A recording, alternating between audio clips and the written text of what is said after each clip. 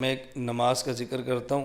عموماً ہمارے ہاں فرائض ادا کیے جاتے ہیں، واجبات ادا ہوتے ہیں، سنن موقدہ ادا ہوتی ہیں، اور بعض وہ نمازیں جو سنن موقدہ نہیں ہیں، نوافل ہیں، لیکن بے حد مفید ہے، اس طرف ہماری عام طور پر توجہ نہیں جاتی، اور توجہ جائے بھی تو ہم چھوٹے چھوٹے شکوک و شبہات سے ڈر کر اس کا کھل کے اظہار نہیں کرتے۔ اس نماز کا نام ہے صلاۃ التسبیح۔ کیا نام ہے؟ صلاۃ التسبیح۔ اس کو سنیں بھی، طریقہ بھی ذہن میں رکھ لیں، اور پڑھنے کی نیت بھی کر لیں۔ یہ سنن ابی داؤد کے اندر بھی ہے، جامع ترمذی کے اندر بھی ہے، سنن ابن ماجہ کے اندر بھی ہے۔ حضور اکرم صلی اللہ علیہ وسلم نے اپنے چچا حضرت عباس رضی اللہ تعالیٰ عنہ فرمایا، پہلے فضیلت سننا، رسول اللہ صلی اللہ علیہ وسلم نے اپنے چچا حضرت عباس کو فرمایا، یا عباس یا عمّا، پہلے 4 مرتبہ فرمایا، اے میرے چچا، اے عباس، الا اوتی کا، کیا میں آپ کو کوئی عطیہ نہ دوں؟ الا امنحو کا، کیا میں آپ کو ہدیہ نہ دوں؟ الا اخبرو کا، کیا میں آپ کو بہترین بات نہ بتاؤں؟ الا افعل بک 10 خصال، کیا میں آپ کو 10 چیزیں ایسی نہ بتاؤں؟ اذا انت فعلت ذلک غفر اللہ لک ذنبک، اگر آپ اس کا اہتمام کریں تو اللہ آپ کے گناہ معاف کر دے۔ اور گناہ کون سے؟ یہ سننا، کون سے اللہ آپ گناہ معاف فرمائے؟ اولہ و آخرہ، آپ کے پہلے گناہ بھی معاف کرے، جو بعد میں کریں گے وہ بھی معاف کرے۔ 2 ہو گئے۔ وقدیمہ و حدیثہ، جو پرانے ہیں وہ بھی معاف کر دے، جو نئے ہیں وہ بھی معاف کر دے۔ کتنے ہو گئے؟ 4 ہو گئے۔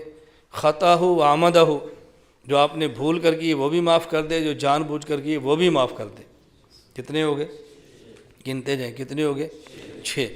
اور فرمایا صغیرہ و کبیرہ، جو آپ کے چھوٹے ہیں وہ بھی معاف کر دے، جو آپ کے بڑے ہیں وہ بھی معاف کر دے۔ کتنے ہو گئے؟ 8۔ فرمایا سرہ و علانیتہ، جو آپ نے چھپ کر کی وہ بھی معاف کر دے، جو سب کے سامنے کی وہ بھی معاف کر دے۔ کتنے گناہوں کی معافی کا وعدہ ہو رہا ہے؟ 10۔ اور وعدہ کرنے والے کون ہیں؟ رسول اللہ صلی اللہ علیہ وسلم۔ اللہ کے نبی کی زبان پہ یقین ہونا چاہیے، خدشات میں کیوں پڑھتے ہیں؟ فرمایا چچا اگر آپ اس کا اہتمام فرما لیں تو اللہ آپ کے 10 قسم گناہ معاف فرما دے گا۔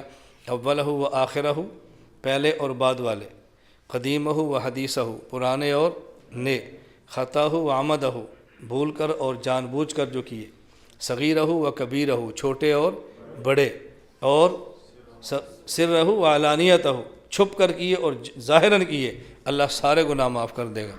وہ کیا کریں؟ فرمایا کہ آپ 4 رکعت نفل پڑھ لیا کریں۔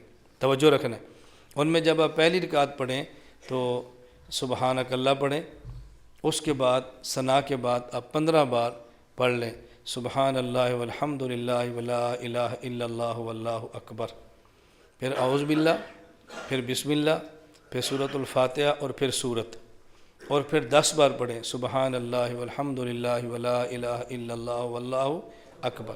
پھر آپ رکوع میں جائیں، رکوع کی تسبیحات پڑھیں، سبحان ربی العظیم 3 بار، 7 بار، 9 بار طاق جو ہے، اور پھر آپ 10 بار پڑھیں سبحان اللہ والحمد للہ ولا الہ الا اللہ واللہ اکبر۔ پھر آپ کھڑے ہو، جیسے کہتے ہیں قوما، سمع اللہ لمن حمدہ ربنا لک الحمد، یہ پڑھیں، اور اس کے بعد پھر آپ 10 بار پڑھیں سبحان اللہ والحمد للہ ولا الہ الا اللہ واللہ اکبر۔ پھر سجدے میں جائیں، پھر سجدے کی تسبیح سبحان ربی الاعلیٰ 3 بار، 5 بار، 7 بار، 9 بار طاق، پھر 10 بار پڑھیں یہی سبحان اللہ والحمد للہ ولا الہ الا اللہ واللہ اکبر۔ پھر آپ سجدے سے اٹھیں، اسے کہتے ہیں جلسہ، بیٹھیں، اس میں پھر آپ پڑھیں 10 بار سبحان اللہ والحمد للہ ولا الہ الا اللہ واللہ اکبر۔ پھر آپ سجدے میں جائیں اور سجدے کی تسبیح پڑھیں سبحان ربی الاعلیٰ 3 بار، 5 بار، 7 بار، جو بھی اس کا عدد تھا طاق عدد۔ اس کے بعد پھر 10 بار پڑھیں سبحان اللہ والحمد للہ ولا الہ الا اللہ واللہ اکبر۔ تو ایک رکعت میں آپ نے پڑھا ہے 75 بار۔ کتنی بار؟ 10 بار ثنا کے بعد، 15 بار ثنا کے بعد، 10 بار سورت کے بعد، گنتے جائیں کتنے ہو گئے؟ 25۔ 10 بار سجدہ رکوع میں، کتنے ہو گئے؟ پھر 10 بار قوما، پھر 10 بار سجدہ، پھر 10 بار جلسہ، پھر 10 بار سجدہ، 75۔ ایک رکعت میں 75، تو 4 رکعت میں کتنے ہو گئے؟ 300۔ یہ پڑھ لیا کرو۔ اور پھر اللہ کے نبی نے کیا ارشاد فرمایا، ان استطعت ان تصلیھا فی کل یوم مرۃ فافعل، اگر آپ ہر روز ایک بار پڑھ سکتے ہیں تو ضرور پڑھیں۔ فإن لم تفعل، اگر ہر روز نہیں پڑھ سکتے، ففی کل جمعۃ مرۃ، پھر آپ ہفتے میں ایک بار پڑھ لیں۔ فإن لم تفعل، اگر آپ ہفتے میں ایک بار نہیں پڑھ سکتے، نہ آپ نہیں پڑھ سکتے، تو پھر ففی کل شہر مرۃ، آپ مہینے میں ایک بار پڑھ لیں۔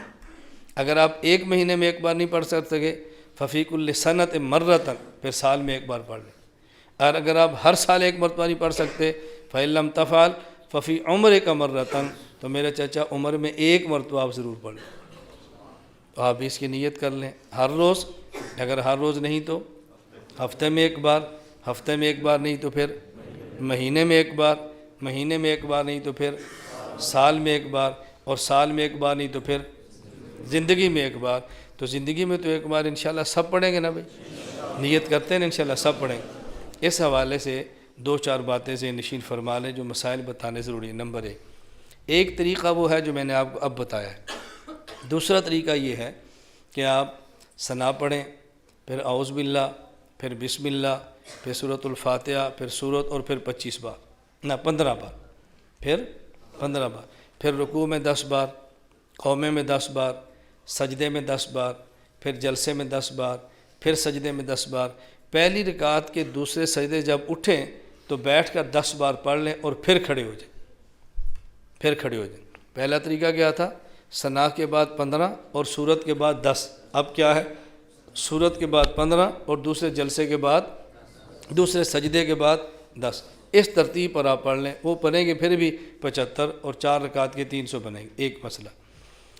دوسرا یہ جو 4 رکعت پڑھنی ہے، اس کے اندر سورت کون سی پڑھیں، جو سورت جہاں سے مناسب سمجھیں آپ تلاوت کر لیں۔ بعض مشائخ کی رائے یہ ہے کہ اذا زلزلت الارض زلزالها والعادیات ضبحا، اور الہاکم التکاثر والعصر، قل یا ایھا الکافرون، اذا جاء نصر اللہ، قل هو اللہ احد، ان میں سے 4 صورتیں پڑھیں۔ بعض کی رائے یہ ہے، باقی آپ کوئی صورت بھی پڑھنا چاہیں تو پڑھ سکتے ہیں۔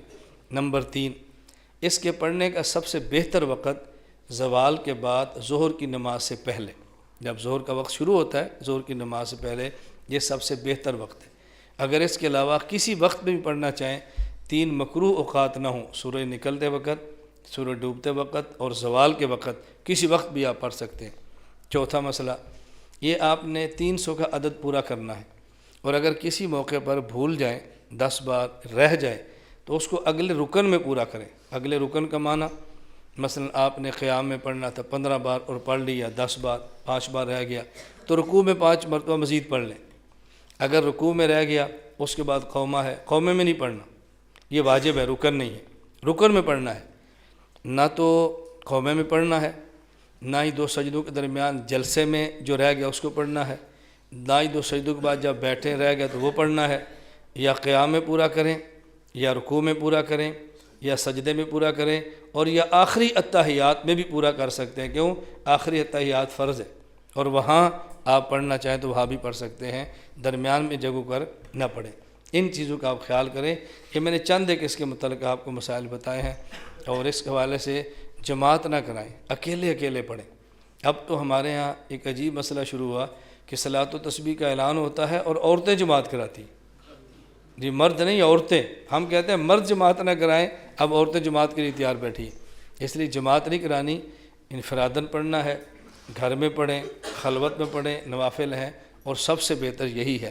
باقی مسجد میں آ کر پڑھیں تب بھی حرج نہیں ہے، لیکن جماعت کا اہتمام نہ کرائیں۔ اللہ تعالی ہم سب کو اہتمام کی توفیق عطا فرمائے۔ تو آپ اس کا خیال رکھیں گے نا بھی انشاءاللہ۔